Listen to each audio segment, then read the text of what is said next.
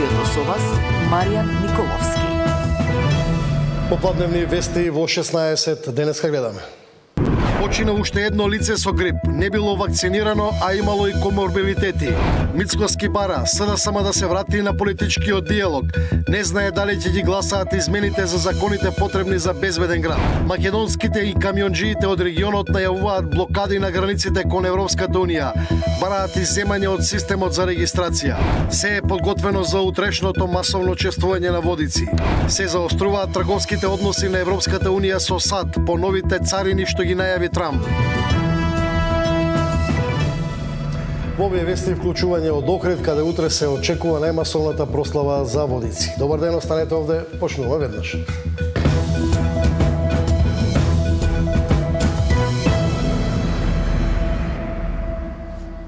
Уште едно лице почина на ефективната клиника како резултат на компликации од грип. Ова е втор случај за една недела. Станува збор за возрастно лице невакцинирано од сезонски грип, каде вирусот направил компликации кај хроничните заболувања што ги имала. Сања Димитровска. За една недела втор смртен случај на инфективна поради компликации од грип.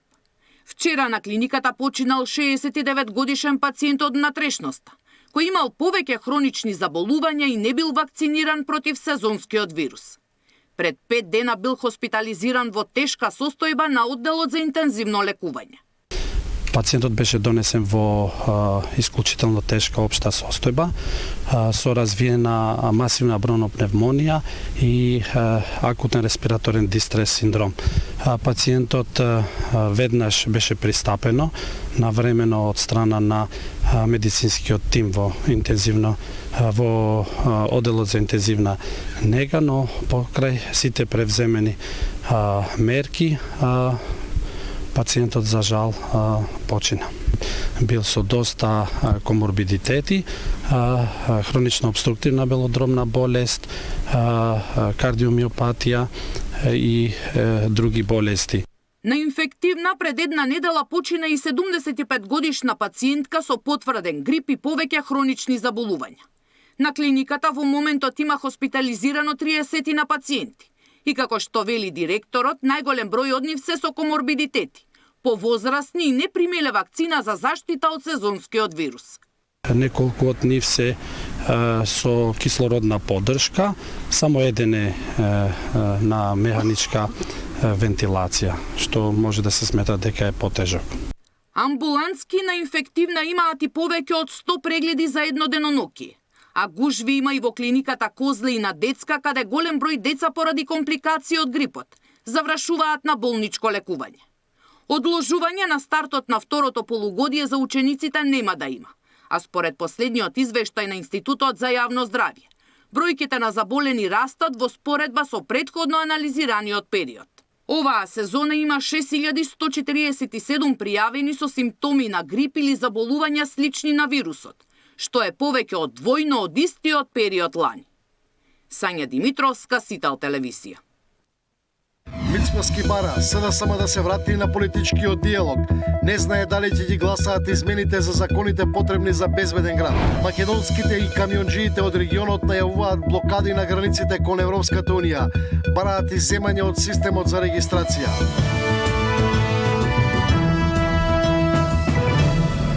И премиерот Христијан Мицкоски не е сигурен дали опозицијската СДСМ ќе ги гласа измените за да профункционира безбеден град, апелира до Филипче да прекине со блокадите на политичкиот диалог. Александар Спасовски. Премиерот ја советува опозицијата да се приклучи на процесот на меѓупартиска комуникација за реформските закони.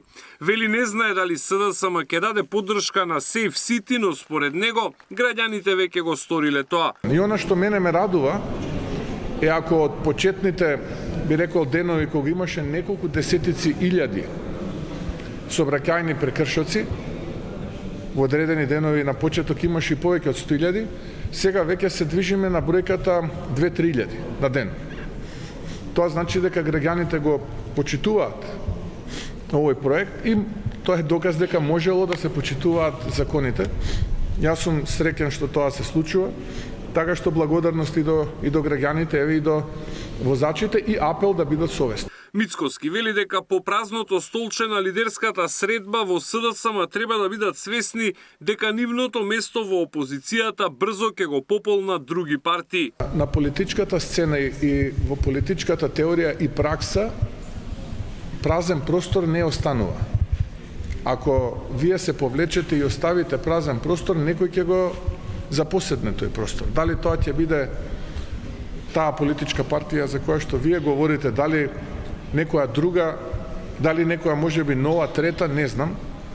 Но во суштина, кога вие го напуштате просторот политички, тогаш тој простор некој друг ќе го запоседне. Едноставно така функционираат работите во животот. Опозицијскиот лидер Филипче вчера не откри дали СДСМ ќе гласа за законот за прекршоци кој е клучен за да профункционира Safe City.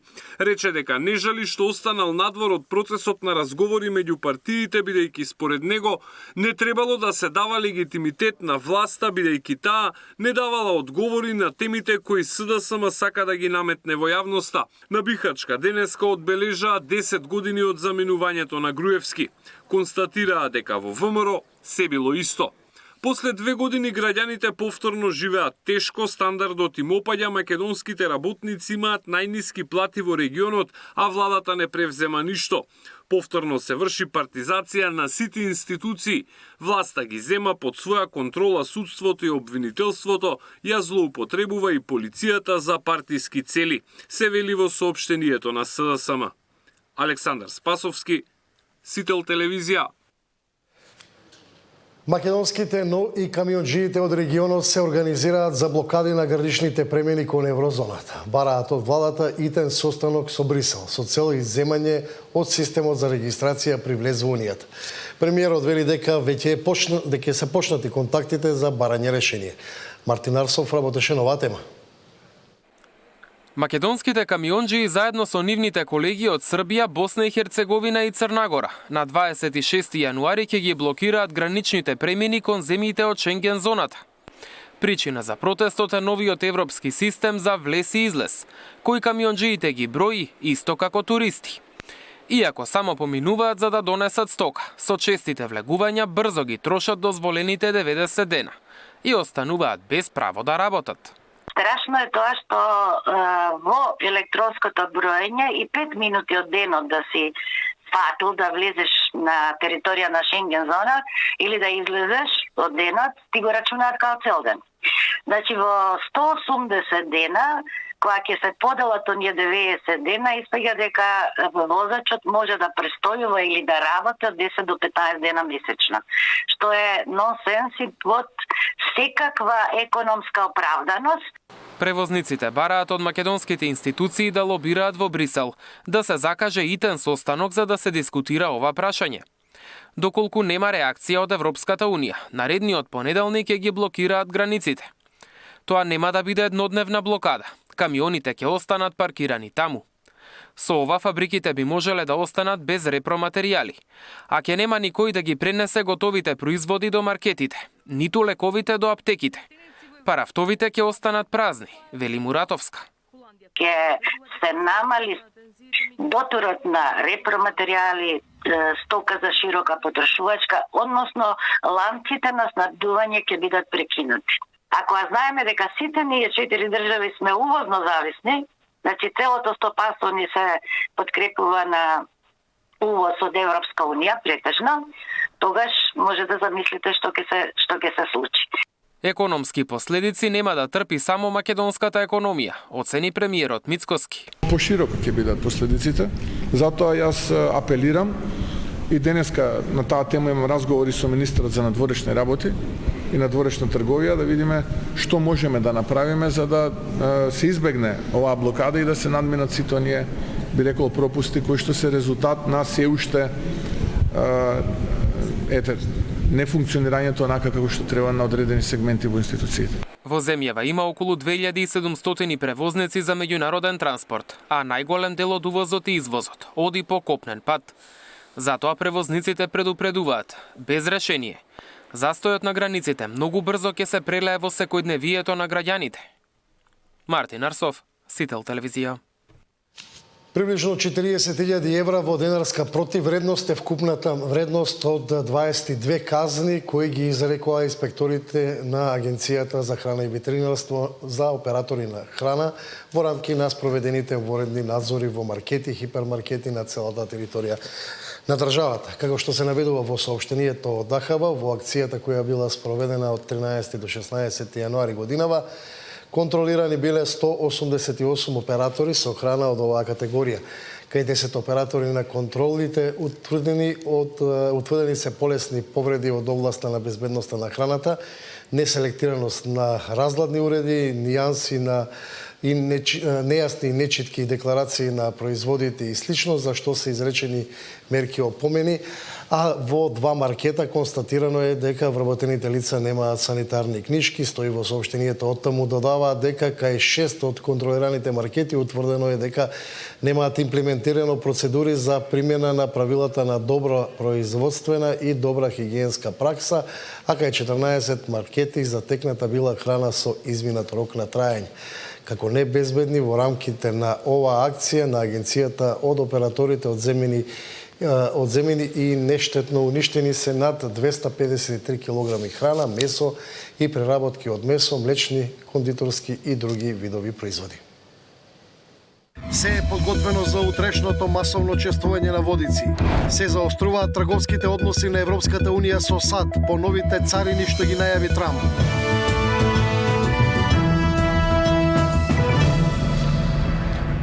Подре големиот христијански празник Богојавление или Водици, најмасовната прослава се очекува во Охрид. Сител традиционално ќе врши директни преноси. Наша екипа е во Охрид. Во овие вести треба да го имам Зоран Јаневски. Дали е се подготвено за утре? Маријан, според она што успеав да го видам овде во Охрид, се е подготвено за утрешниот празник, за одбележувањето на утрешниот празник Богојавление Водици, како овде на градското пристаниште, меѓутоа така и низ целиот град. Меѓутоа, за се она што ќе се случува во текот на утрешниот ден по повод на големиот христијански празник Богојавление Водици, во овие вести разговарам со првиот човек на општина Охрид, Кирил Пецаков. Градоначалник, какви беа подготовките за утрешниот ден и што е она што ќе може да се погледне за сите оние кои што ќе бидат присутни овде во Охрид? Така е. Подготовките траат традиционално околу 3 до 4 недели. Во организацијата е вклучена општина Охрид и Македонската православна црква, односно Кичевско-Дебарската епархија, и сите подготовки заклучно за тоа како треба да изгледа утрешниот ден завршија со вчерашниот ден, кога нуркачите на дното на Охридското езеро, сето она што беше од остатоци од отпад изфрлено и железа, беше сето тоа собрано, поставени патеките, така да за утрешниот ден сме подготвени, се чека само да започне. Самата манифестација е околу 10 часот положувањето на Светиот крст во водите на Охридското езеро, а после тоа продолжува со концерт или музичка забава на градскиот плоштад, каде што ќе се Елена Ондоновска и Елена Велеска со традиционална македонска музика. На сето тоа секако дека треба да додадеме и денот на рибарите, односно 20 јануари, кога на плажата Сараиште ќе имаме повторно музички наштан, кој што за што ќе биде задолжени Охридскиот музички еснав, и на истото место ќе има храна, плашици и пача која што ќе се дели на народот и ќе уживаме буквално уште ден-два. Едноставно тоа е нашата традиција и ние си ја одржаваме. Знаеме дека има голем интерес кај луѓето кои што сакаат да стигнат до Светиот крст. Имате ли информација, можеби, колку досега се пријавени, од каде се ќе дојдат луѓе за да се обидат да стасаат до Светиот крст? Најмногу бројката поднос на вчерашниот ден, она што го имавме од Македонската православна црква, се над 600, се очекува бројката традиционално да ја надмине заклучно со вечерва на бројката на 1000 пријавени, и секако дека најмногу се од Охрид, но има и од регионот Битола, Прилеп и од Скопје. Каков е интересот за гостите, како од државава, така и надвор од неа, со оглед дека станува збора за продолжен викенд? Има ли доволно гости во Охрид? Што може да се очекува сите оние кои што ќе дојдат овде утре на градското пристаниште?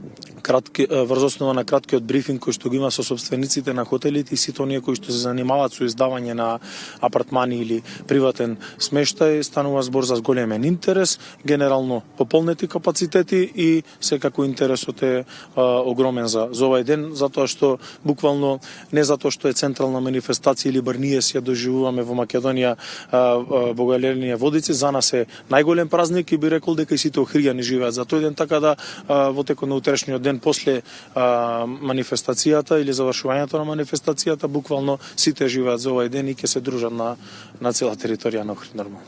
Со оглед дека станува збор за голема културно-црковна манифестација, огромен број луѓе, огромен број учесници, се разбира сите оние кои што ќе влезат во водите на Охридското езеро, кој се грижи за безбедноста како на капачите, меѓутоа така и на гостите кои што сакаат да го проследат настанот. За тоа имаме поставено шатор од Црвениот крст во кој што има волонтери доктори, но секако дека тука и брзата помош со здравствениот дом Охрид, за останатата безбедност е полицијата и сите нејзини структури, така да и поднос на таа работа, бидејќи и тие се дел од организацијата на некој начин. На пресекот на состанокот кој што го имавме пред отприлика 6-7 дена, сето тоа беше дефинирано, секој си ја заврши својата работа и затоа реков се е подготвено, едноставно го чекаме само утрешниот ден и да уживаме. Градоначалник, јас ви благодарам за одвоеното време.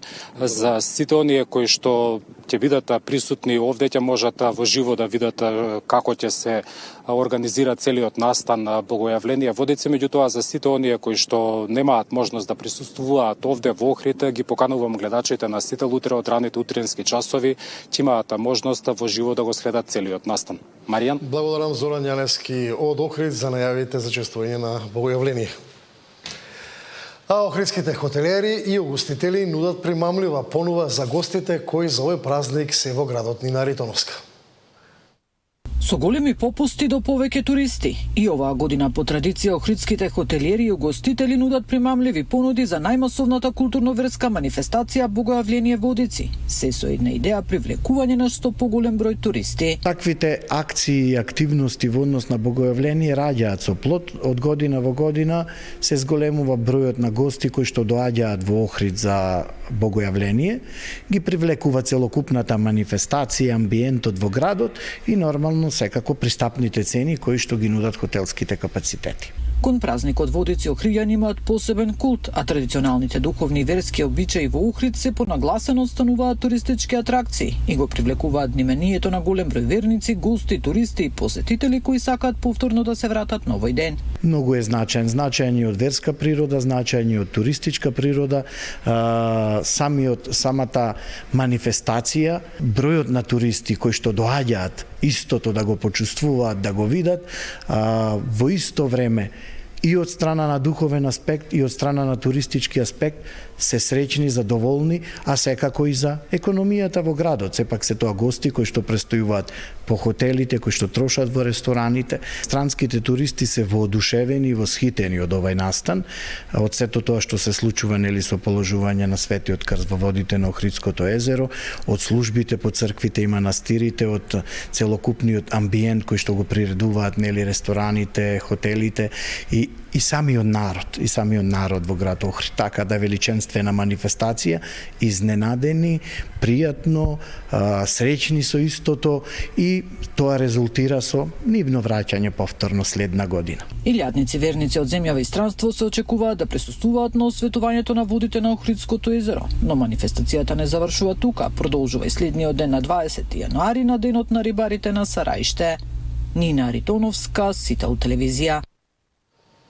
А покрај во Охрид, една од најмасовните прослави за Водици ќе биде и во Скопје. Традиционално досега за скокање во Вардар се пријавени над 140 лица. Околу 140 лица се пријавиле да скокаат по Светиот крст. Пријавувањето за учество во традиционалното спуштање на крстот во Вардар во Скопски центар беше отворено 3 јануари, а беше заклучено вчера вечер. Потребни се лична карта и потврда од спортска медицина, заверка на картоните на самиот ден 19 јануари. В понеделник во 7 часот и 30 минути секој што е запишен има добиено картонче за учесник да дојде зад храмот Рождество на Пресвета Богородица, каде ќе се стави печат печат на картоните и само така ќе бидат пропуштени од МВР покрај реката Вардар за да учествуваат во манифестацијата, информираат од МПЦ. Малолетници може да учествуваат со дозвола од родител и со потврда од спортска медицина и ќе треба да присуствуваат со родител. Одбележувањето на големиот христијански празник Водици започнува утре во 9 часот одовде од храмот Рождество на Пресвета Богородица, каде што ќе богослужи поглаварот на Македонската православна црква Охридска архиепископија, архиепископот господин Стефан. Се очекуваат голем број на верници. По завршување на литургијата, богојавлинските лити заедно со свештинството во поврка ќе се упатат кон мостот Слобода, каде ќе започне водосветот, а потоа околу 12 часот архиепископот господин Стефан ќе го спушти светиот и животворен крст во водите на Вардар. Според верувањата, оној кој ќе го фати крстот ќе го следи среќа и благослов цела година. Фаќањето на крстот значи соединување на човекот со Христа, а се верува дека со положувањето на крстот водите стануваат лековити. МВР за утре најави посебен сообраќајен режим. Во центарот на градот за сообраќај ќе биде затворена улицата Филип II Македонски на потегот од крстосницата со булевар Гоце Делчев до крстосницата со улица 11 октомври во двете насоки. Секторот за внатрешни работи Скопје апелира до сите учесници во сообраќајот да ги почитуваат наредбите кои ги даваат униформираните полициски службеници. Ќе бидат присутни екипи на идната медицинска помош како и припадници на Црвениот крст. Освен во Скопски центар, скокање по Светиот крст ќе има и во Сингелик и во Ѓорче Петров. Водици на работен ден за граѓаните од православната вероисповед. Габриела Лескова, Сител телевизија. Загадениот воздух и пушачите, какви психолошки последици создава оваа комбинација за менталното здравје и цигарите, најавите за законска забрана за пушењето и отпорот, колку ригорозните мерки се ефективни. Во тема на денот, Жана Базби, бизнис психолог и психотерапевт.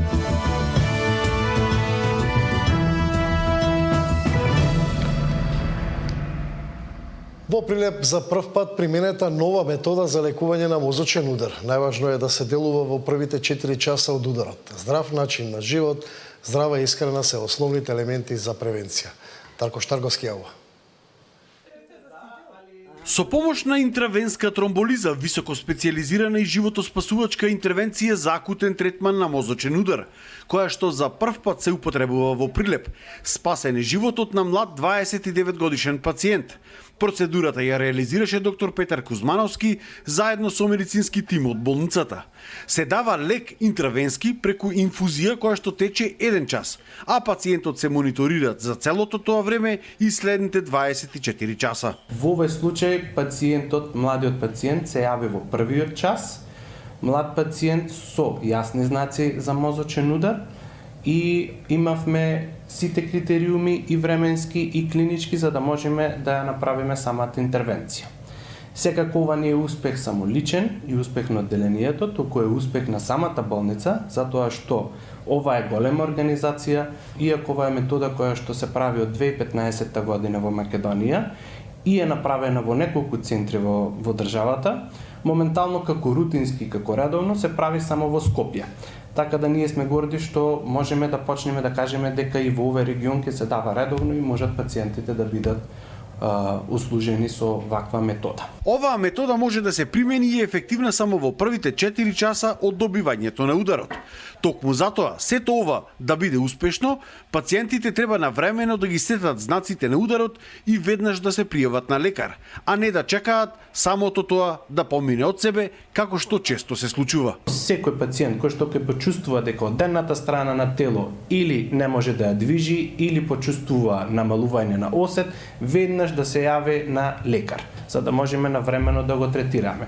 После тие 4 часа лекот нема да го постигне своето дејство, затоа што веќе оштетувањето на мозокот е направено и затоа ние како невролози кажуваме дека секоја минута губиме по 19 милиони неврони. Така да се ни е важно и секоја минута и секоја секунда. Старењето, задебелувањето на крвните садови, високиот крвен притисок, генетските предиспозиции се само дел од факторите за добивање на мозочен удар. Токму затоа се потребни здрав начин на живот, здрава исхрана, намалување на цигарите и алкохолот, а потребни се исто така и физички активности. За Сител, Дарко Штарговски. Министерката за образование ги повика универзитетските професори на поголем научен ангажман. Смета дека повисоките плати треба да ги мотивираат за повеќе научни трудови. Трајан Ристовски јаво. Универзитетските професори добија повисоки плати, но сега треба да испорачаат и подобри резултати. Министерката за образование и наука Весна Јаневска ги образложи критериумите во новиот закон за високо образование. Целиот академски кадар ќе има точно прецизирани критериуми за избор. Тие ќе мора да ги исполнат тие критериуми за да бидат избрани во повисоко звање.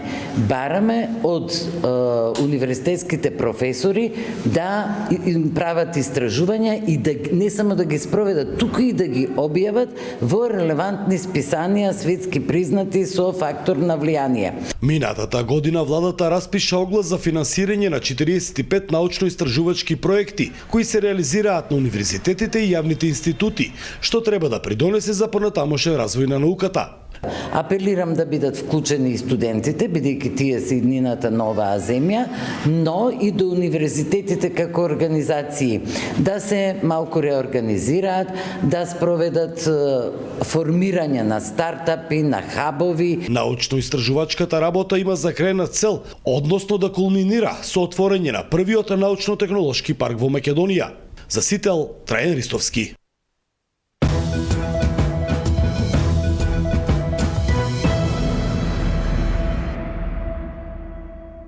Во продолжение блок